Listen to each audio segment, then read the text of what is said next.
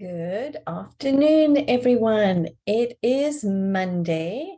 I'm just going to get the right screen up here, which means that it is time for our Monday market update. So start off, happy Halloween. You can tell that in our household, we don't have too many young people around anymore. So this is the extent of my costume today. I actually did go out to the garage to see if I could find a witch's hat or something. And we have we're storing some items, some treasures for some family members at the moment. And of course, the Halloween box is buried. Hopefully, we'll get it out this evening before our trick-or-treaters come out so that we can be all dressed up in the driveway just to greet the young people as they come around. I really enjoy Halloween for the kids and seeing everybody out and meeting the neighbors. Anyway, so let me get the show on the road. So, Monday Market Update. I'm Jennifer Tim. I am the owner of the Welcome Home Global Group, and we are powered by Keller Williams International, so the largest brokerage in the world. And we are absolutely passionate about educating and empowering our clients with the right information and resources to help them improve their lives and increase their wealth across the globe. So let's have a look and see what has been going on in the market. Okay, so our question of the week is, are interest rates really over 7%? Yeah, we're going to have a look at that. And I know if you're not currently in the market to buy a home and you're very comfortable with the mortgage rate you have no clue that this is what's going on. So this is truly that trick for our poor buyers at the moment. So let's have a look nationally to see what's going on. And yes, as of last Thursday, so that was the 27th, officially, according to Freddie Mac, mortgage rates climbed past 7% for the first time in 20 years. So absolutely, we knew it was going to happen. It's just always terrifying when we kind of go beyond that next level. So let's have a look and see kind of what's led up to this just a little bit, and we'll have a look at the impact of that, and then we're going to look at Southern California specifically, and then all the way down to 4 of our city areas. Okay, so this information that I'm going to share with you all comes from Logan Mohtashami. He is an economist with Housing Wire. So they're a big mortgage information group. And I follow Logan. I follow a couple of other economists. You'll see I'm quoting Stephen Thomas a little further down the line, as I always do for Southern California, because I believe in finding the right resources to give us the data. And then we try and interpret a little bit of that. But of course, we always encourage you to go out there and find the sources that make sense for you. All right. So the first thing is, what's caused us to get to this point, and when might it be possible that we might see interest rates truly come down again? So this is the first report. So on Thursday, the gross domestic product data for the third quarter showed the US economy grew at a rate of 2.6%, breaking the negative GDP streak we had in the past 2 quarters. Not necessarily what the Feds were looking for, because again, we're going to have a look specifically at what their goal is to beat inflation, because that's the big thing that we're all dealing with.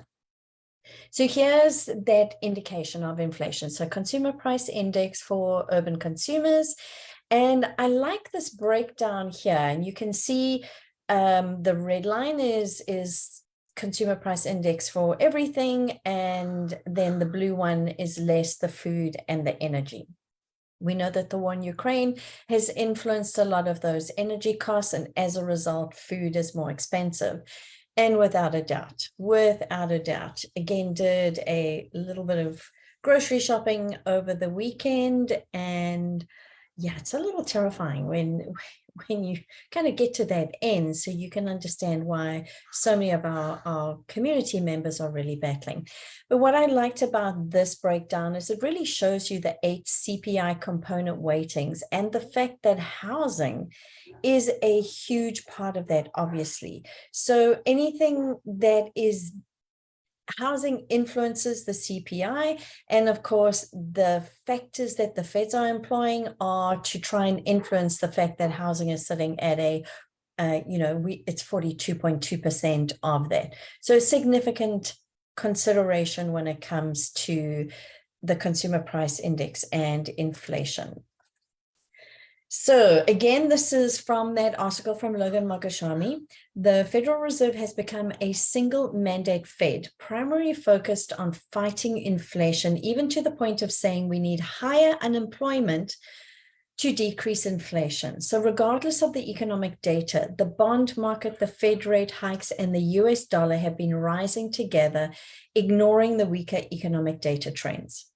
The Fed believes they can continue to hike the rates because the labor market is solid, and they're right. Job openings are still over 10 million today, and jobless claims are below 220,000, a historically low level. So it kind of, for us who are, everyone's living through this, obviously, but it always seems counterintuitive that they're actually looking to increase unemployment when don't we want everybody working and contributing? Yes, but it's all to do with that inflation and the fact that we're just spending. We're spending an awful lot of money at the moment. So that's what they're trying to stop. Having a look at that 30-year fixed rate mortgage average in the United States. You can see this goes all the way back to sort of 1974, 1975, and kind of where we are now. We look at that market yield, and then we look at, because it's that 10-year yield note, and we're going to read the comment below, and then this is where our 30-year mortgage rate. So you can see that the 10-year yield and mortgage rates definitely work hand in hand, and that's what Logan says. He says nothing has been abnormal for decades. This trend direction has been here in every economic expansion and recession since 1971. Now, post 1982, bond yields and mortgage rates have fallen whenever we go into a recession, and yet we're starting to see them rise up. However, now the Fed is fighting inflation and has even said it won't cut rates. Now, we're going to talk about those projected rate increases in the consumer price, not the consumer price, in the Fed rates, which then influences the mortgage rate. So we'll talk about that in a little bit. So it won't cut rates even if we are in a job loss recession, as long as inflation data is high. And this is Logan's opinion. I don't actually believe them when they say this. In fact, I have written that when jobless claims data breaks over 323,000, the Fed's aggressive tone will change with job loss recession. Okay, so right now, that's the thing. Employment is good, jobless claims are down, and this trend is going to continue, and the Feds are still looking at increasing rates. So then the question comes in, according to the economists, who are obviously experts at analyzing the data, following the trends, and many of them have obviously been following them for decades. This is kind of, Logan's sort of prediction is that, well, let's read this. I think that's better than me kind of trying to make up words when they already write here. And this is from his article. So the spread between the 10-year yield and the 30-year mortgage rate has been blown out this year in an epic fashion, much like what we saw during the brief COVID-19 recession. If the Federal Reserve wanted to help the housing market get back in line, now think about what they did when COVID hit. So as we saw everything kind of going up because there were supply issues, there was a pandemic, a world pandemic. What did they do? They dropped the mortgage rates. They dropped everything so that mortgage rates would go down. So how would the Feds help the housing market? They could do so by making one statement that they would buy mortgage-backed securities, and then the spread would collapse. So if that happened, then mortgage rates would fall by themselves, even if the 10-year yield doesn't go lower. However, the Fed has said we are in housing reset mode. They have talked about the pain that buyers have felt because of prices continuing to go up. at an alarming rate, which was not sustainable.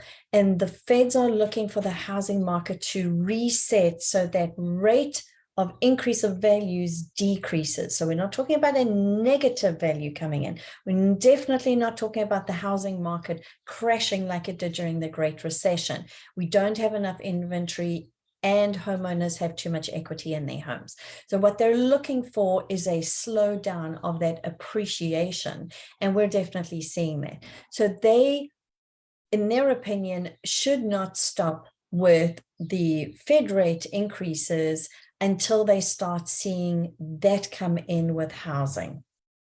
And that's the challenge of where we are in right now. So as soon as the Fed said that they are not going to buy the mortgage-backed securities, that's when we saw the interest rates starting to rise. So having a look at, this is an interesting graph and just a little explanation, and I've used it before. And again, this is from Freddie Mac. So this looks at the year-to-date increases, and it does it over time, but it starts with the first week of the year, and then it kind of progresses through the year. So right here would be January, and this is going to be the end of December. So this is kind of, you know, the trend is, yes, there's a little bit of up, there's a little bit of down, but it's kind of along that midline. There's not a tremendous amount of up and down movement throughout a year. You know, it really depends on what's going on every year. Of course, we have seen some very interesting things happen when there has been a recession. And 2022, we are this blue line right now, and this is where we are. We're definitely not following the trends. Obviously, another year when we didn't follow the trends was 1982. So this just kind of gives you an idea of how much rates have gone up this year since the beginning of the year, when we were much lower and it looked like there was stability, and then all of a sudden, nope, that's when all the little interesting things have gone on. So it's, yeah, let's see where we go with this one. So the year-over-year percentage change, principal and interest payments, again, this goes back to January of 1977, and here we are. And again, unparalleled increase in that principal and interest payment. So what is this doing to buyers? Well, obviously this is pricing buyers out of the market. Those who, when we're sitting in this normal where there's just a little bit of fluctuation, obviously they can weather the storm. But when you have such a huge increase like this, it then becomes a very daunting thought for a buyer to kind of approach the market and say, all right, well, let me jump in now because of where they are. So this quote is from Yun. He is the National Association of Realtors economist. So he said the new normal for mortgage rates could be around 7% for a while. On a $300,000 loan, wish we had those in Southern California, aren't too many of those, that translates to a typical monthly mortgage payment of nearly $2,000 compared with $1,265 just 1 year ago, a difference of more than $700 per month. Only when inflation is tamed will mortgage rates retreat and boost home purchasing power for buyers. So that's his prediction, that we're really going to be staying in this. Because again, if you look at that mortgage payment, that $700 is what families were then using to pay for other things that you need for your family. So paying for food, utilities, you name it. So now we're looking at a totally different environment. And so that's why a lot of the demand has gone down. So sales, just looking at the sales, and that's the thing, when the buyer demand goes down, the buyers don't 100% disappear. There's definitely latent demand. We're still working with buyers who are actively looking. They're just taking a little longer, and they're a lot more cautious. They're not just throwing 10 offers over a weekend at properties in the hopes of getting something. They've been very specific and strategic with what they're looking for and what they're prepared to submit an offer on. But our immediate sales, and that's the thing, that you know, put the sign in the yard, and by the time you finish hammering it in, there's 10 offers in your inbox. Those days are basically behind us, unless their property is absolutely priced for that to happen. So this is a huge decrease in the demand and those sales. So, and that was exactly what the Feds were hoping to lower that demand, which would then result in prices coming down. Now, again, the values are still a positive appreciation, but it's that rate of appreciation is what the Feds needed to drop, so that sellers didn't go and say, okay, well, my house is worth $1 million as per current appraisal, but there was a bidding war down the road, and this was a couple of months ago, not right now, and they received 20 offers and the bidding war ensued. And so their $1 million house actually sold for 1.5 million. And therefore, I'm just going to go onto the market at 1.8 and see what happens. So those days are gone. So we know that the demand is down. So what do we have coming up? So this is where we've talked about this in the past. We know that the Feds were planning 2 rate increases before the end of the year. So their next meeting will take place on Wednesday. So that's this week. While another 75 basis point rate increase is expected, investors are hoping for more specific guidance on the pace of future rate hikes and bond portfolio reduction. And there's some speculation that, and I've read this from a couple of different sources, that more than likely we're going to see that 75 basis point increase come this week, and then we'll see what happens with our mortgage rates after that. The intention was to do another rate hike in December, and there's speculation that may not be as much of a rate increase as what we are expecting this week. Last week, we mentioned that this inflation and the measures that are being taken are not just restricted to the USA. So on Thursday last week, the European Central Bank did raise their benchmark interest rates by 75 basis points, which is the highest since 2009, to help with the inflation issues being felt in Europe. So we know that that is happening. The whole world is going through this. Every country is feeling it in different ways. And of course, real estate has a lot to do with it in every country that we're looking at. So how does this translate to Southern California? Are we still seeing those 7% rates here for our local buyers? And I've got a snapshot from 2 of our lenders. So this is a report from United American. So this came out on Friday. So what we did see is Thursday, the announcement came up that Freddie Mac over the 7%. Friday, we immediately saw that kind of go down a little bit. So, the market is always responding, and sometimes there's that immediate response, and then there's the response over time. So this is what we're looking at for our interest rates in Southern California from United American. So we can definitely see the 6s. Your adjustable rate mortgages, that is a great option for buyers. Now, just a kind of a little piece of information again, our average home ownership period is 8 years, and we're waiting for the updated numbers to come out this month. And we're expecting that we're going to see that drop down to 7 years. So people tend, you buy a home and you think you're going to live here forever. And while some people do, the vast majority do not. They're looking to move every 7 to 8 years because life changes. You may need to downsize, upsize, job relocation. If you're in the military, well, that's a lot faster turnaround. So PCSing tends to be every 2 to 3 years. So, that's where those averages are coming in. So your adjustable rate mortgage, if you're not planning or you foresee that move is going to happen within that period of time, that might be a really good loan product to look at, because that you've got that first period where you've got that adjusted rate. So it might make all the difference. Let's have a look at Next one, so this is from Wells Fargo, one of our large banks that offers loans as well. And again, they've got rates that are in the 5s. So just because the Fed's and Freddie Mac is sitting over 7% does not mean that that's necessarily what you as a borrower is going to be paying on a loan product if you take one out right now. It is so, so important to sit down with a mortgage expert, have a look at your situation and figure out where you are.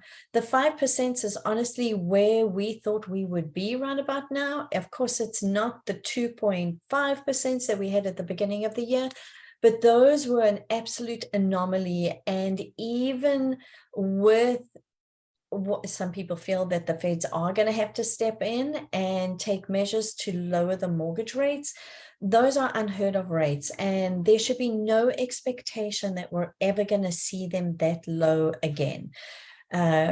More likely would be, the 4 to 5, and that's actually what's historically average.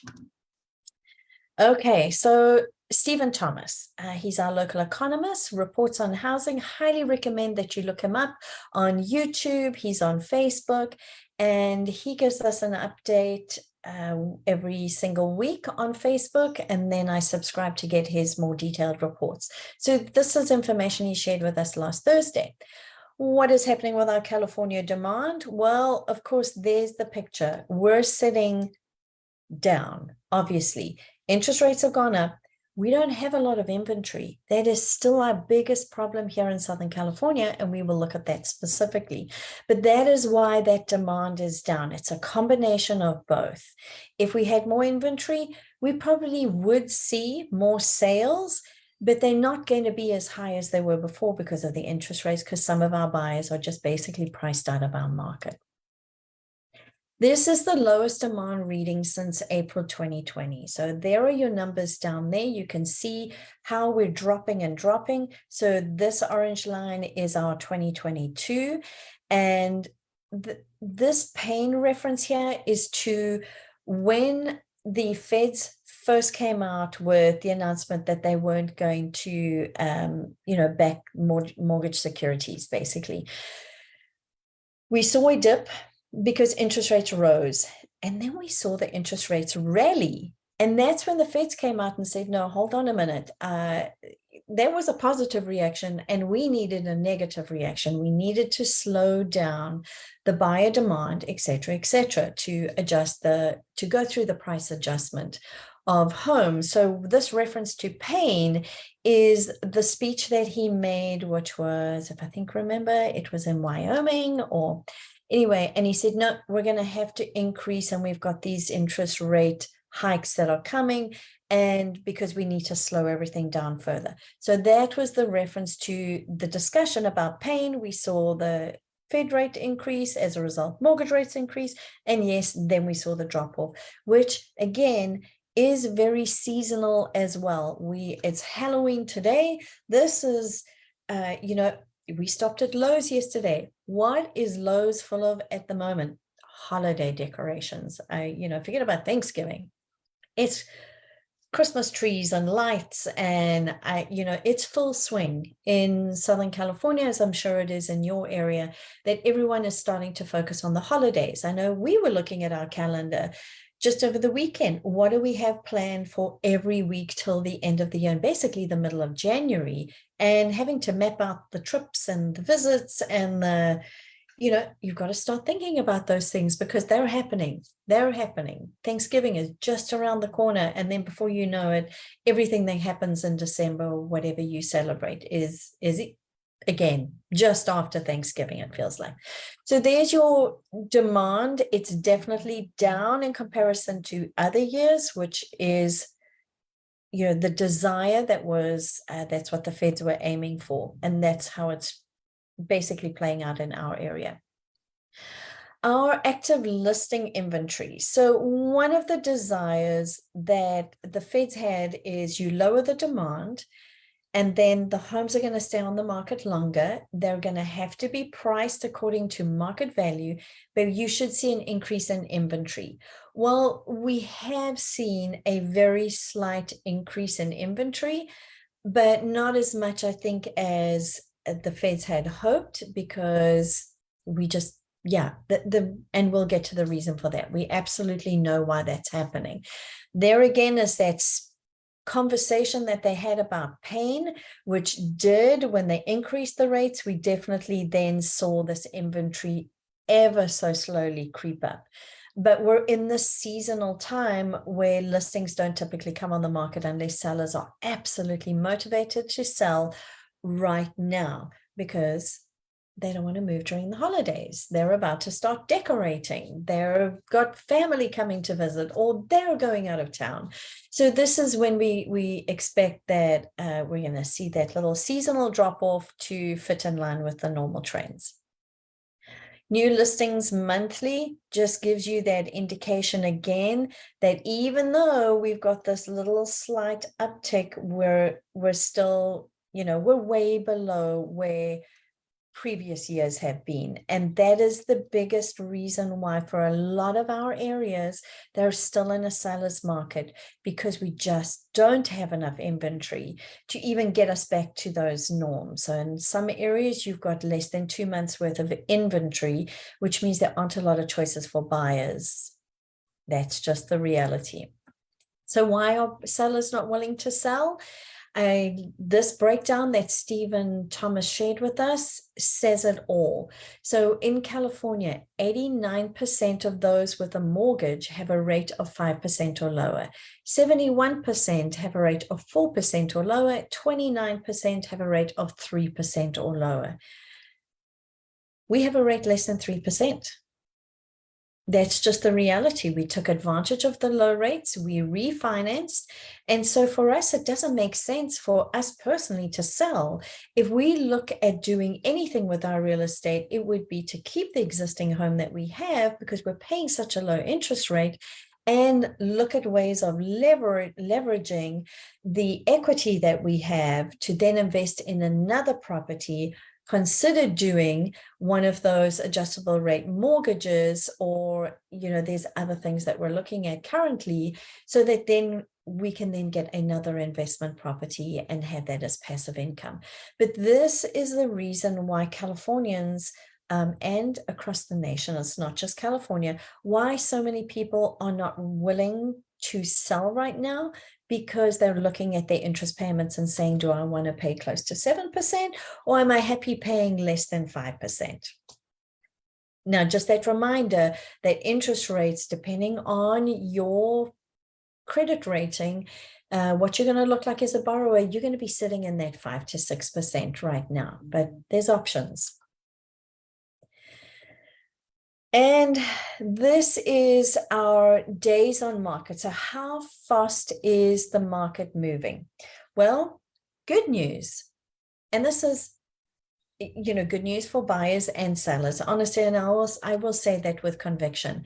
We are now sitting at an average, and so this data was from Thursday last week, 99 days, which means we're in a balanced market. So the balanced market is from the time that for sale sign gets put up and you start marketing the property to the day that you have an accepted offer. It's 90 to 120 days for that to happen, is a balanced market. So across Southern California, if we just sort of even out everything, we are in a balanced market. That is not the case in a lot of our coastal communities, because where do people prefer to live if they have the means?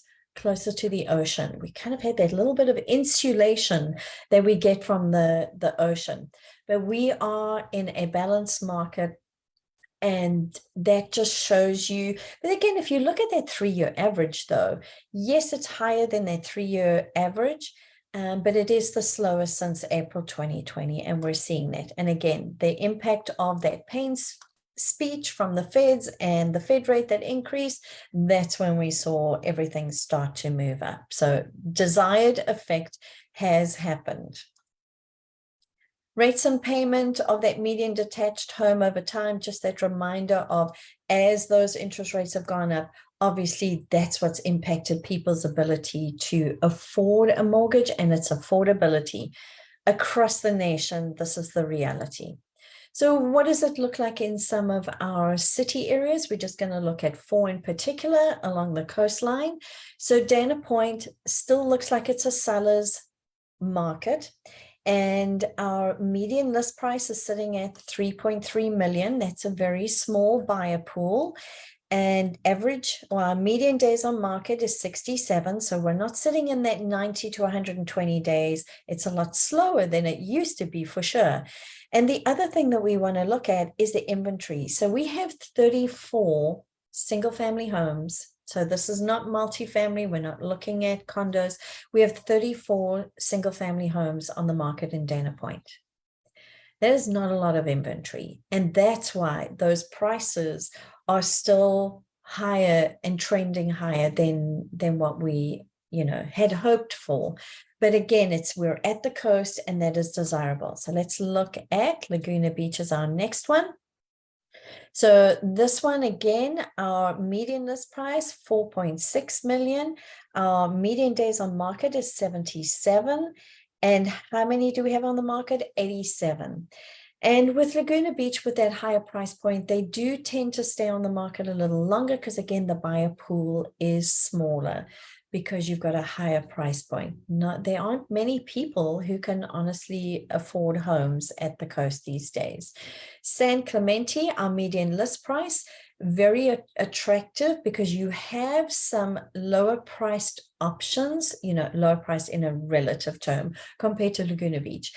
So your median list price 1.799, not that is cheap at all. Your median days on market is 42. So because of that lower price point, just over a month, that property is going to be sitting on the market, and inventory currently 107. Now, we have seen recently some more homes come on the market. There are still sellers who are attached to that, this is where we were 5-6 months ago, and I want to push the boundaries on prices. Well, as a result, they do tend to stay on the market a little longer, even though we've got the 42 for the median, but there are some that are staying on the market a little longer and having to go through price reductions. And then finally, San Juan Capistrano, median list price 2.195. You've got median days on market 42. So again, not a balanced market in San Juan Capistrano either. And your inventory is 45. Again, not many homes to choose from. So bottom line, okay, talking about our 7%. So while the Freddie Mac rate did go over 7%, a lot of the loan products that are available, depending on your profile as a borrower, are not going to be that high. So when you see those and then that just kind of throws you for a loop, I just would ask that you reach out to a real estate consultant like myself and to a loan professional, and let's work with you to figure out what your goals are, what products are available, and what that would mean for you so that we can help you achieve your goal. This is still the best hedge against inflation is owning real estate. And we're here to help you by empowering you with information and resources so we can make that happen. So just that summary again, sellers, pricing is everything. Condition and location are going to dictate the price. And I'll give you an example for this. Went into a home this past week. On Wednesdays, we do Welcome Home Wednesday and Matchmaking Day, and we preview properties on the market. Well, I went into a property in a gated community, and it's the second row home. I'm not going to tell you the community, but it's right here at the coast, second row of homes. Well, that home is stuck in a time warp, and definitely, I would say 60s, 70s, 1960s, 1970s. And yet the property's on the market for just under 8 million. And it's all about the location. Now, do I think it's going to sell for that? I honestly don't. I think it's going to see a couple of price reductions because anybody who's looking at that will buy it because of the location. They will probably scrape it and they will probably build from scratch because a newer contemporary home will have an amazing view and it'll have the layout that a today's buyers are looking for. That one was up and down and choppy. And yeah, let me just give you a hint. Bright green velvet couches. That'll just give you an idea. And leopard skin carpeting on the stairs. So amazing to walk through those homes, but it needs a lot of work. But price, it's all about the location and the condition. Remember that the days on market stacking up. So even though we know that on average in Southern California, it's 99 days on market, that is not the case in a lot of our local areas. So if you are putting a home on the market and you're adding that little buffer because you know that buyers are going to come in and say, oh no, forget it. Know that those buyers, the majority of buyers are still working with an agent. The agents are going to ensure that their buyers know what the current trends are, how long properties are staying on the market, how many price reductions are being seen. And so that days on market, if you add that buffer in, it will result more than likely than that home languishing on the market, and then you've got the days on market stacking up, and that's the kiss of death to achieving your top sales price. Don't do that. Staging is so important. This home, the almost $8 million one, staging it was not going to help. You can't, there's certain homes that doesn't make sense. If it really doesn't deserve it, don't. But if you've got a great home that should be attractive to others, make it look that way. And again, what you think is what today's buyers are looking for may not be the case. Sometimes it is. We have some homeowners who do such a fantastic job. I'm not gifted that way. I hire a stager when we're putting homes on the market, and we use a professional to make sure that your property shines online, because what you're trying to do is you're trying to attract buyers to show enough interest to actually step through the front door. If it doesn't look good online, they're just going to bypass it, even though we don't have a lot of inventory, because serious buyers know that a serious motivated seller is going to do what it takes to get their property sold. And yes, we are in our holiday market now. Demand is down, inventory is inching up, but we don't hold out much hope. Buyers, strategy, you've got to be prepared. You've got to know the difference between your must-haves and your would like to have, and have that clearly defined, have your preparation done, get pre-approved if a loan is what you need to get to do your deal, and get all your financial documents totally lined up. Understand the market and have a strategy, and it's all about hiring a real estate consultant. If it's not someone from my team, we encourage you to find someone who you can trust, who knows how to look at the data and empower you with that information so you can make the right decision. So with that, we will call it a wrap for our Halloween, because I'm going to have to do some digging and try and find just a few props so that we can greet our little trick-or-treaters later today. But if there's any questions that you have, we are available for you. Please reach out. We'll be so honored to assist you increase your wealth and improve your life across the globe through real estate. Bye.